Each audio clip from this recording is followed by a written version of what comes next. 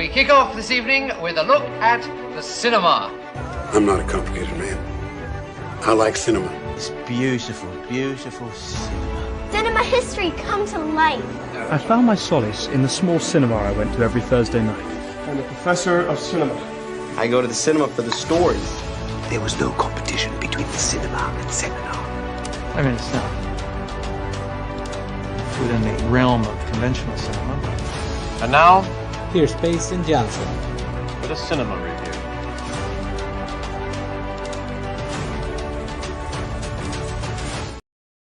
It is Monday, 7 EST, December 2nd, a little closer to 7:30 EST. I apologize for all the technical difficulties, but thank you for joining me for another episode of Cinematser's Reviews. Hope everyone had a nice Thanksgiving weekend.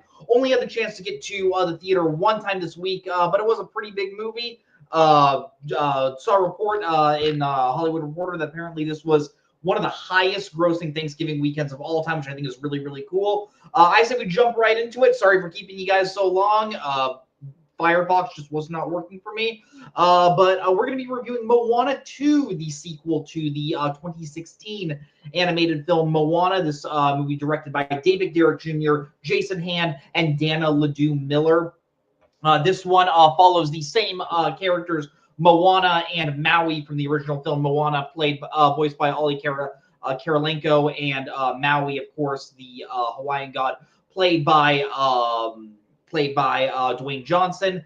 This one follows, I actually had to write the synopsis down. After receiving an unexpected call from her wayfinding ancestors, Moana journeys alongside Maui and a new crew to the far seas of Oceania and into dangerous, long-lost waters for an adventure unlike anything she's ever faced.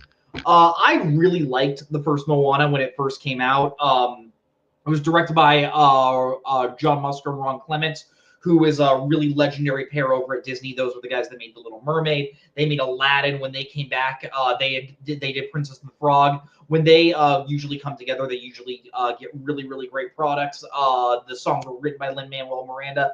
Felt like a really big production. I think it gave us a really high-quality film.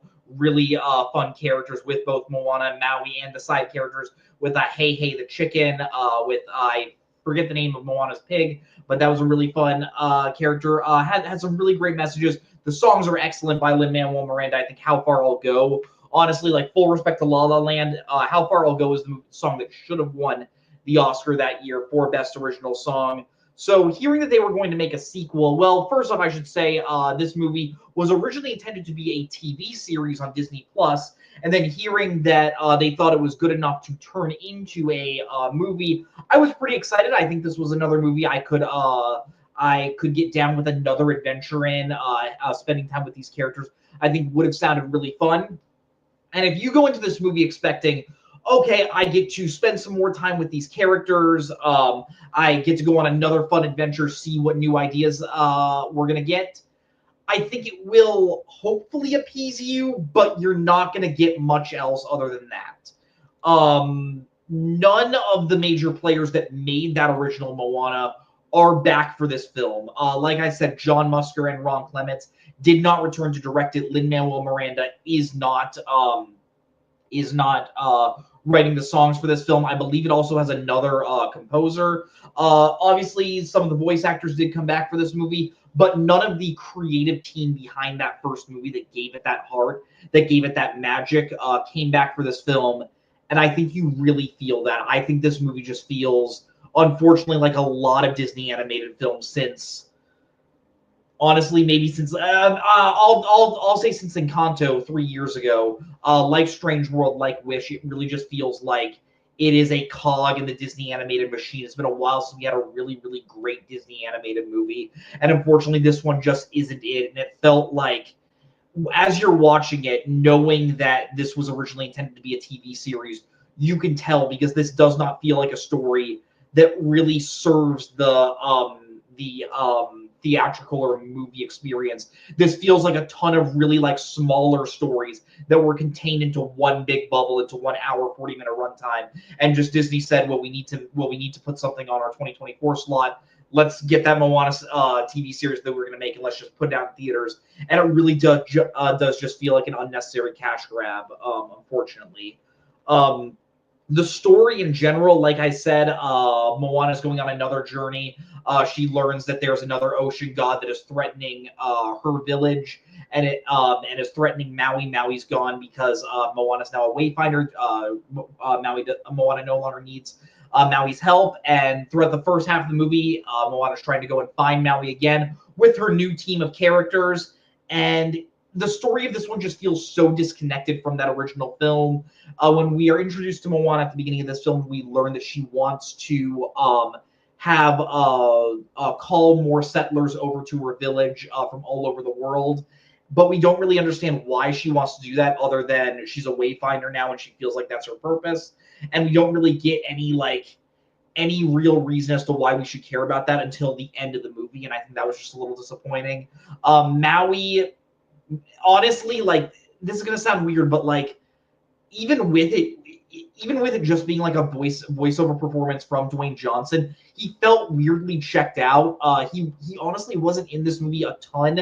He shows up maybe in like right around the second half, and even then he doesn't have like a ton of lines. It felt like Dwayne Johnson may have been busy while making this movie, and he just didn't really put his heart into the movie. And I think it was just kind of it was definitely just sort of a paycheck role for him, which kind of sucks because that first movie was a really big like passion project for Dwayne Johnson, and listening to his voiceover performance in this one, you can tell he was just a little checked out, and you didn't really know what the writers of this movie wanted our characters to go through in this movie, and I felt that was kind of disappointing.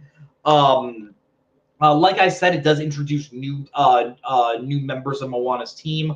When Moana leaves her village to go and track down Maui, she gets new team members to help her in her journey, like Moni, Loto, and Keel, spelled Kele. I had to write those down because I'll be honest, I saw this movie 3 days ago. I could not tell you a single trait about these characters without having to write it down afterwards.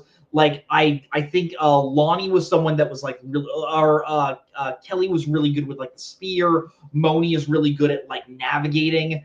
There really just aren't like defined characteristics with these new characters. I think that was honestly kind of one of the more disappointing aspects of this film, is that none of the new characters that were introduced in this film really leave a mark or really leave a lasting impression. And when you're already going off Moana and Maui not having as interesting of a journey as the first film, you feel super, super disappointed in the fact that none of the new characters are memorable. And speaking of unmemorable, like I said, Lin-Manuel Miranda did not return to write the songs. And regardless of what you think about Lin-Manuel Miranda, you cannot deny that he knows how to create catchy tunes. He knows how to create beats that are going to get stuck in your head.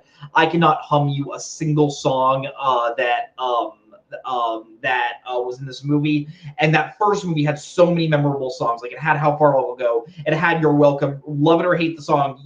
I remember the Shiny song. This one, like, I can picture where the songs happen in the story, but there's nothing really that memorable to really sink your teeth in. It does reuse some songs from the original film, and when the most memorable songs in your film are the songs from the original film, you know you have a problem there. Just looking at my notes, yeah, like I said, with this being a TV series, with this originally intended to be a TV series, as I was watching this movie, I could literally tell where like the breaks between episodes would be, because the story felt so episodic. Where like, okay, 20 minutes in, the conflict is introduced. 20 minutes later, Moana and her team go off to another, go off to sail away on their adventure. 20 minutes later, they run into this tribe that causes danger for like 20 minutes until they're off on the next part of their journey. And this type of story structure works for TV, but when you're watching a movie, you want something that ebbs and flows just a little bit more. And I think this is where this movie struggled with, where I just kept on asking myself, why was this put out in theaters, and why was this just not put on Disney Plus as a series? Like, there's this scene where Moana and her group meet this like savage group of coconut people called the Kakamora, and this part of the film just feels completely disconnected.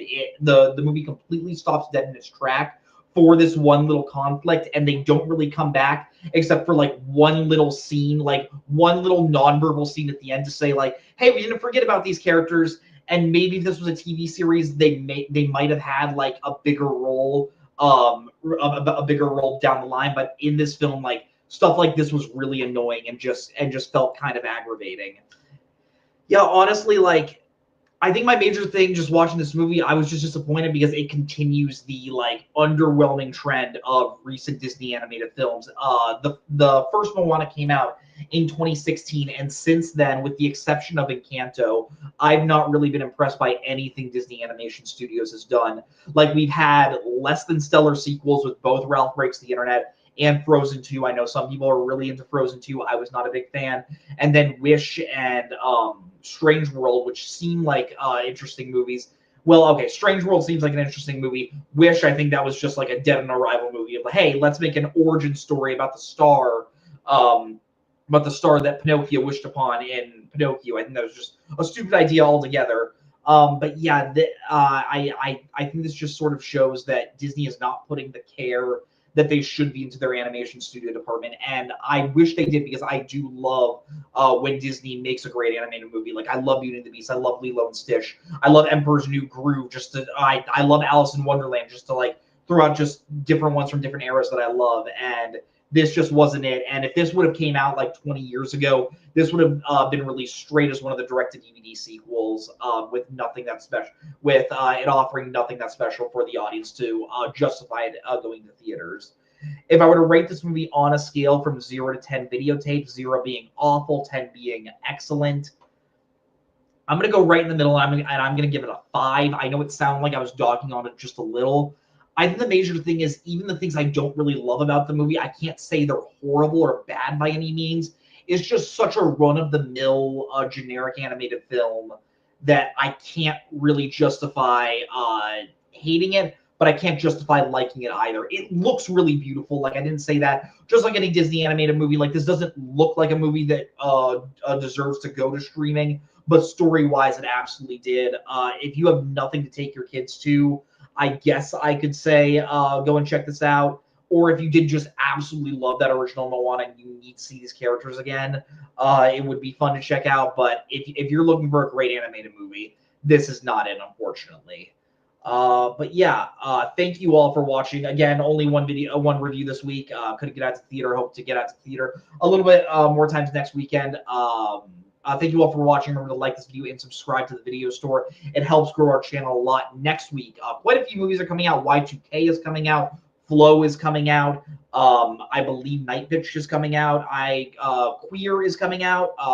Quite a few films I'm excited for. I'm going to be reviewing a few of those. Hope to get out to the theaters at least more than once next weekend. Thank you all for watching. I know this had a late start, but when you do watch this, thank you all. And remember, as always, watch more movies. And the award for most vapid film review of the century goes to... Yeah, movie review. Okay, I thought it was beauty. And he's now in cinema hell, where one day we'll all be reunited. This is me at the Regal Cinema crying as I did through much of the film.